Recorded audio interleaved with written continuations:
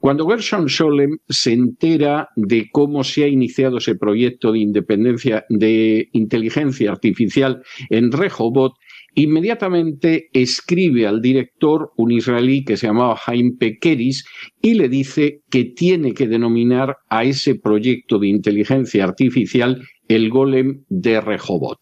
Y el señor Pekeris, Mar Pekeris, inmediatamente acepta la sugerencia de Gershom Scholem y ese proyecto de inteligencia artificial que empieza en Israel, insisto, en una fecha como 1965, recibe el nombre oficial del Golem de Rehovot. Lo que seguramente al menos algunos de ustedes se estarán preguntando es por qué el Golem, por qué esta relación con la Cábala, a qué viene que además el director del proyecto, Haim Pekeris, lo aceptara de manera inmediata. Pues hay una razón fundamental que está en el fondo espiritual de la inteligencia artificial y que tiene que ver con la figura del Golem. Para aquellos que conozcan con cierta amplitud la historia de la Cábala o incluso la historia del judaísmo, no les es extraño, les resulta además muy familiar la leyenda del Golem. El Golem es un ser que el rabino Lev de Praga, en el siglo XVI, ante el peligro que sufre la comunidad judía en el imperio, decide crear del barro. Y lo crea del barro exactamente igual que Dios creó del barro a Adán. El rabino Lev se atribuye una capacidad de creación que es semejante a la que aparece descrita para Dios en el capítulo 2 del Génesis. Y una vez que efectivamente el rabino Lev, según la leyenda del Golem, consigue crear ese hombre del barro, le infunde vida mediante la pronunciación de una serie de fórmulas cabalísticas. La finalidad de crear a ese Golem es una finalidad que se puede ver como positiva o negativa. Es decir, en última instancia, el rabino Lev, teóricamente, lo que hubiera querido es crear a un personaje que defiende a una pequeña minoría que se siente amenazada, como son los judíos de Europa Central.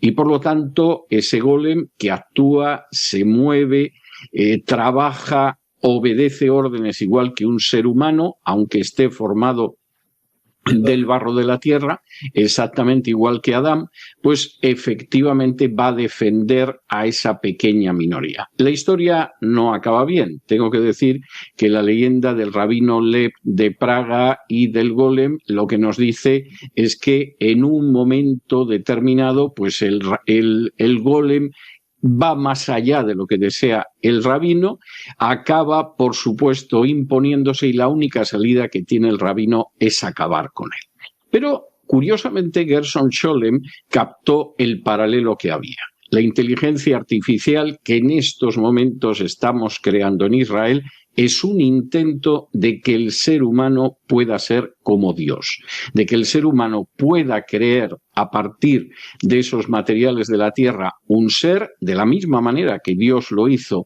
en el huerto del Edén y que además ese ser nos sirva para proteger a una determinada comunidad y al mismo tiempo nos sirva para poder imponer nuestro poder ayudados por ese ser a otros tipos de colectivos. De manera que Gershom Scholem, con bastante habilidad, y es lógico, era una primera espada en el estudio de la Cábala, sabía que ahí había un elemento absolutamente cabalístico, lo supo ver, solicitó lo del Golem y por supuesto Haim Pekeris hizo justicia a la intuición notable de Gershom Scholem y lo concedió. Y efectivamente, esa visión de corte espiritual, si ustedes quieren en un sentido más restringido, de corte cabalístico, el ser humano puede crear al final a un ser humano exactamente igual que como lo hizo Dios, y ese ser humano además puede ir avanzando hacia la divinidad, es lo que subyace dentro del mundo de la inteligencia artificial. ¿En qué medida efectivamente detrás de ese proyecto de inteligencia artificial existe un plan espiritual y un plan que podríamos calificar como demoníaco?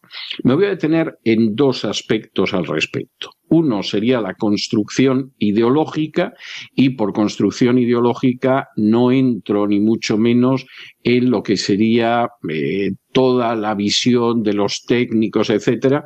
Esa es una cuestión meramente técnica y científica en la que no voy a entrar, sino, por el contrario, en la conexión ocultista. Y en este sentido, realmente los grandes filósofos que se están ocupando de la inteligencia artificial en estos momentos tienen una conexión ocultista, además bien definida e innegable. Por cierto, son las mentes pensantes que ahora mismo son más apreciadas, más aplaudidas y más seguidas en Silicon Valley.